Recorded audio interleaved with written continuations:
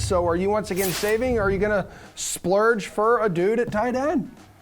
I mean, yeah, this is my wheelhouse, right? Every now and then the blind squirrel gets the nut, and that's me when we get to tight ends. But I don't know why people aren't more excited about Dan Arnold, especially in this spot. I mean, it just seemed like I just kind of figured his sentiment would be getting higher now. It's a player averaging over 7 targets since he's hit the Jacksonville Jaguars. Yep. I mean, that is big stuff. That is heady stuff in the tight end world, where, you know, we're scratching for guys that get like 4 or 5 targets and they're like $4,000 or $5,000. Arnold's basically matched Dalton Schultz's production in terms of volume. And then you've got Schultz up there, who I do like this week, but he's 5K.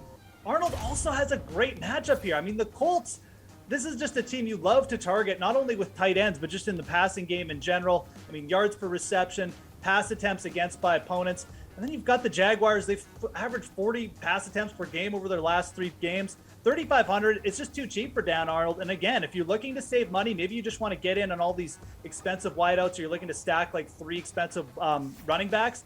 Arnold is the guy who's going to save you quite a bit of money, and I don't think he's going to get up there in sentiment at all because it's Jacksonville. Sorry, Emerson. Yeah, no, it's fine. I think he's still too cheap, and I think he's still underpriced here. Dude, he deserves your attention 1,000%. I do all of this research week in and week out on Jaguars players. He has 17 targets over the last 2 games. He's caught 12 of them, 128 yards, even without a touchdown, everybody. The man is a tight end 4 over the last 2 weeks. It doesn't get any better than that. Maybe a little bit, but not much better. Mac, it's tough to find someone who can match the quality product that Dan Arnold is in the tight end department.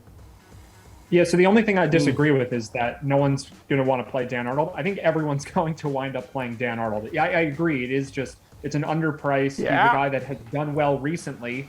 And I think ultimately when we see what the lineups look like Sunday afternoon after 1 o'clock, we're going to see Dan Arnold right up there maybe with Kyle Pitts as one of the most popular tight ends, if not the most popular for the week. The other guy I think people are playing, and I kind of want to go to the other side of the game, is Pat Freiermuth.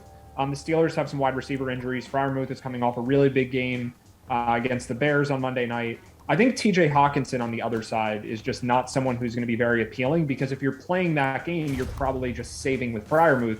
Hockenson was hurt for a while. He had a few games, actually a long stretch of games with just not a lot of production whatsoever. The last 3 weeks, though, he's up to 31 targets across the 3 weeks.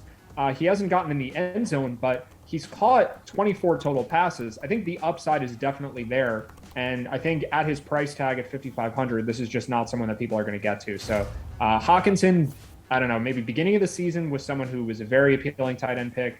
And I think everyone's kind of forgotten about him. So that's my guy for this week.